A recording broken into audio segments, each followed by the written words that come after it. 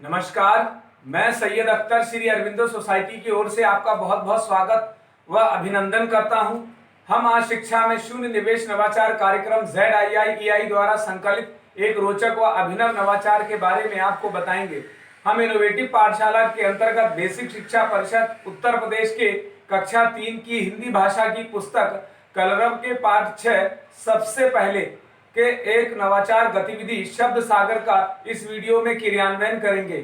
आशा करते हैं कि इस वीडियो को देखने के उपरांत इस नवाचार तकनीक को आप अपने विद्यालय व कक्षा में अवश्य लागू करेंगे।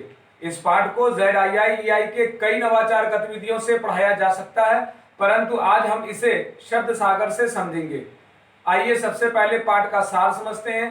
प्रस्तुत कविता सबसे पहले बच्चों के सुबह उठने की प्रेरणा देती है। वह सुबह सबसे पहले उठकर क्या देखते हैं, सुनते हैं और समझते हैं और उन्हें कौन कौन से प्राकृतिक दृश्य दिखाई देते हैं, इसका इस कविता में वर्णन किया गया है।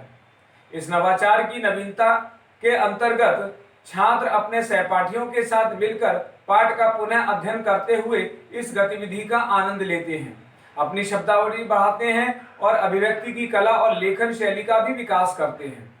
इस नवाचार की क्रियान्वयन प्रक्रिया के अंतर्गत देखा जाए तो इसकी क्रियान्वयन प्रक्रिया सरल है। इसमें पढ़ाए जा रहे पाठ के पुनः अध्ययन के लिए शब्दावली पर आधारित संज्ञा, क्रिया, विशेषण, तुकांत शब्दों व वाक्य निर्माण आदि के द्वारा पाठ को दोहराया जाता है।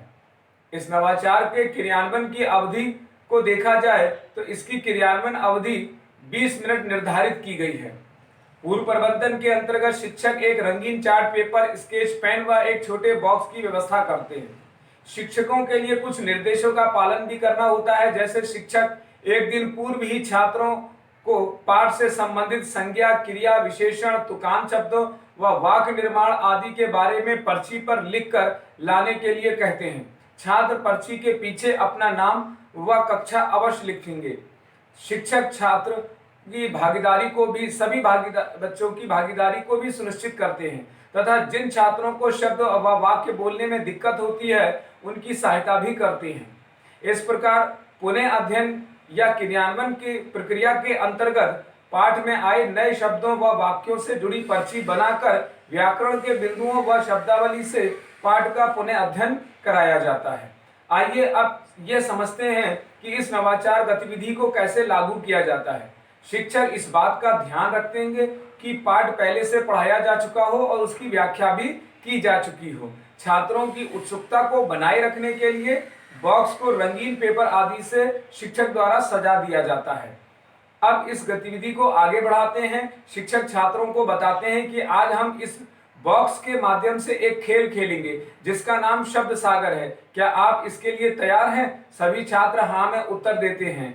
इस प्रकार फिर शिक्षक छात्रों को खेल के नियम समझाते हैं। शिक्षक छात्रों द्वारा पहले से बनाकर लाई गई पर्चियों को बॉक्स में डलवाते हैं और फिर एक एक छात्र को बुलाते जाते हैं और बॉक्स से पर्ची निकलवाते हैं और बुलंद आवाज में उसे पढ़वाते हैं। आइए इसे एक उदाहरण से समझते हैं। जैसे किसी छात्र ने पर्ची निकाली, माना उसकी पर्ची पर बादाम शब्द लिखा है, तो वह छात्र आगे आएगा और उस पर्ची के में लिखे शब्द बादाम के अर्थ को बताएगा कि इसका अर्थ मेवा होता है।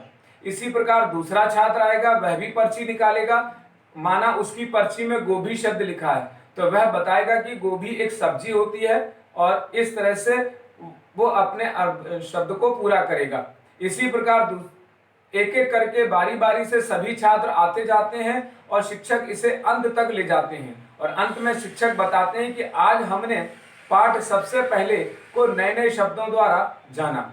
इस प्रकार निष्कर्ष रूप में देखा जाए तो कहा जा सकता है कि शब्द सागर गतिविधि से सीखने के अनेक परिणाम प्राप्त होते हैं, जैसे अपनी पसंद की कहानी, कविता आदि से प्रश्न पूछना, हिंदी वर्णमाला व अक्षर ध्वनि के साथ ही व्याख्या आदि की जानकारी को प्राप्त करना, चित्र, पोस्टर इत्यादि से पाठ का आनंद उठाना, अपनी शब्दावली को बढ़ाना, ये सब इस नवाचार की विशेषताएं हैं। इस नवाचार से सभी छात्रों में समान अवसर का भाव भी पैदा होता है। कही जा रही बात, कहानी, कविता आदि को कहने की छात्रों में समझ विकसित होती है।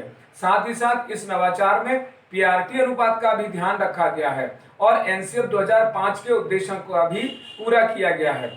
शिक्षक पाठ सबसे पहले को एक निर्धारित माह में ही पढ़ाते हैं।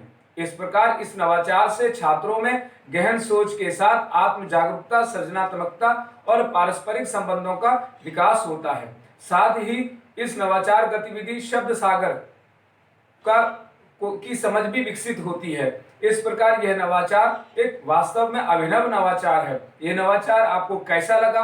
हम ऐसे कई दिलचस्प नवाचार आपके लिए लाते रहेंगे। आपसे अनुरोध है कि आप हमारा YouTube चैनल सब्सक्राइब जरूर करें। अगर इस वीडियो को आप फेसबुक पर देख रहे हैं तो हमारा फेसबुक पेज लाइक करना ना भूलें। नीचे दिए गए लिंक पर जाकर इनोवेटिव पाठशाला ऐप को भी डाउनलोड कर सकते हैं। इस वीडियो को देखने और लाइक करने के लिए आपका बहुत बहुत धन्यवाद।